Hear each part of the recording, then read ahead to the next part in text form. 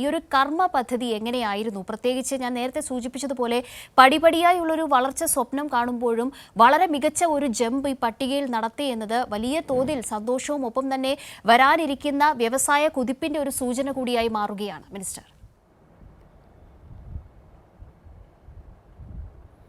അതിലൊന്ന്, നമ്മളിപ്പോൾ നിയമങ്ങൾ, ചട്ടങ്ങൾ എന്തെല്ലാം മാറ്റം വരുത്തണം. അത് നാഷണൽ ലോ യൂണിവേഴ്സിറ്റിയുടെ വൈസ് ചാൻസലറുടെ അധ്യക്ഷതയിൽ കമ്മിറ്റി രൂപീകരിച്ചു. ആ കമ്മിറ്റിയുടെ തീരുമാനങ്ങളിൽ കുറേയേറെ കാര്യങ്ങൾ നമുക്ക് സമയബന്ധിതമായി നടപ്പിലാക്കാൻ കഴിഞ്ഞു. ചില ലെജിസ്ലേറ്റീവ് സ്റ്റെപ്സ് എടുത്തു. പിന്നെ 50 കോടി രൂപ വരെയാണെങ്കിൽ ലൈസൻസ് ഇല്ലാതെ തന്നെ പ്രവർത്തിക്കാനുള്ള അനുമതി നൽകി. 50 കോടിക്ക് മുകളിലാണെങ്കിൽ 7 ദിവസത്തിനുള്ളിൽ തന്നെ അനുമതി നൽകണമെന്ന വ്യവസ്ഥ ചെയ്യുന്ന നിയമം കൊണ്ടുവന്നു. സ്റ്റാറ്റ്യൂട്ടറി ഗ്രീവൻസ് അഡ്രസ് മെക്കാനിസം, വ്യവസായത്തെ സംബന്ധിച്ച് ഏത് പരാതി ഉണ്ടെങ്കിലും ആ പരാതി നിയമാനുസൃതം രൂപീകരിച്ച ബോർഡിന് മുൻപിൽ കൊടുത്താൽ അത് 30 ദിവസത്തിനുള്ളിൽ തീരുമാനമെടുക്കാനും 15 ദിവസത്തിനുള്ളിൽ ഏത് ഉദ്യോഗസ്ഥനാണെങ്കിലും അത് ഇംപ്ലിമെൻറ്റ് ചെയ്തിരിക്കണം. വീഴ്ച വരുത്തിയാൽ ഉദ്യോഗസ്ഥന് ഫൈൻ ഈടാക്കാവുന്ന നിയമം കൊണ്ടുവന്നു.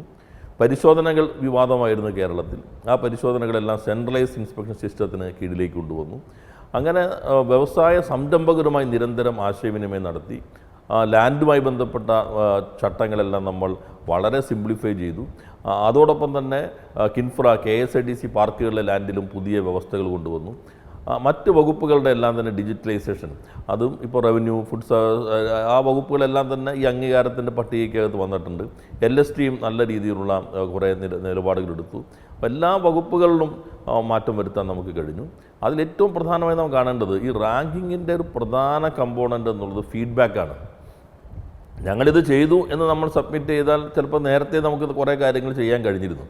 അതിനപ്പുറത്ത് സംരംഭകരെ അവർ തന്നെ, യൂണിയൻ ഗവൺമെൻറ് തന്നെ അവരുടെ സംവിധാനം സംരംഭകരുമായിട്ട്, അവർ തിരഞ്ഞെടുക്കുന്ന സംരംഭകരുമായിട്ട് അവർ ഫീഡ്ബാക്ക് എടുക്കും.